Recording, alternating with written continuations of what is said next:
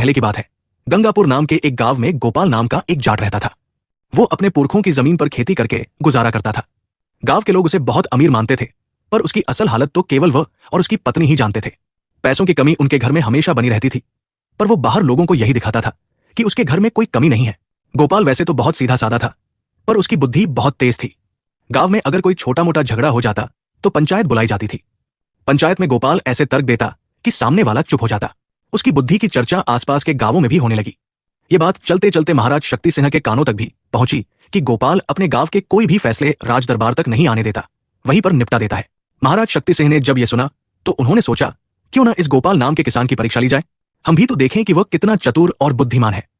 यही सोचकर महाराज ने अपने सैनिकों को गोपाल को बुलाने के लिए भेजा। सैनिक जब गोपाल को बुलाने के लिए गए तो गोपाल बड़ी उलझन में पड़ गया।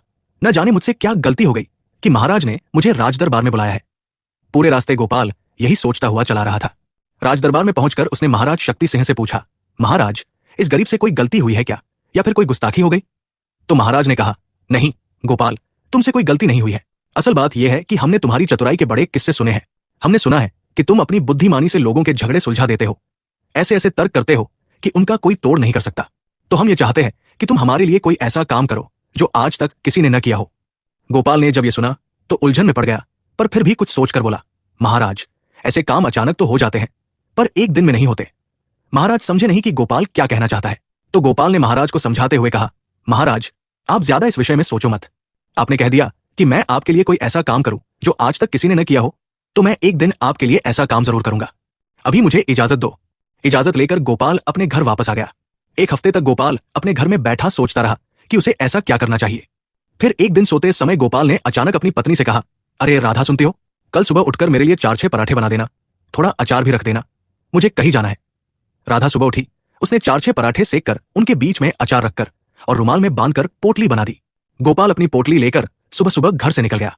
वो जंगल की तरफ जा रहा था। बीच जंगल में पहुंचकर उसने देखा कि एक छोटी सी गुफा बनी हुई है, तो वो उस गुफा में चला गया। गुफा बिल्कुल साफ सुथरी थी। लगता था कि जैसे कोई साधु इसमें बैठकर तपस्या करता हो, और अब उसने वो जगह छोड़ दी हो।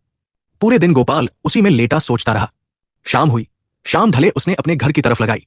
रात के अंधेरे में गोपाल घर में घुसा। उसकी पत्नी ने पूछा कि आज सारा दिन कहाँ रहे?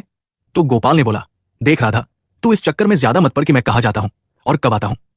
तू बस मुझे रोजाना परांठा बनाकर दे दिया कर। अगले दिन राधा ने फिर पराठे बनाकर दे दिए। गोपाल लेकर उसी गुफा में पहुंच गया। पूरे दिन उसी गुफा में लेटा रहता और रात को अपने घर आता। यह सिलसिला एक हफ्ते तक चलता रहा। गोपाल के पड़ोस में एक धोबी का परिवार रहता था। धोबी की कुछ समय पहले मौत हो गई थी।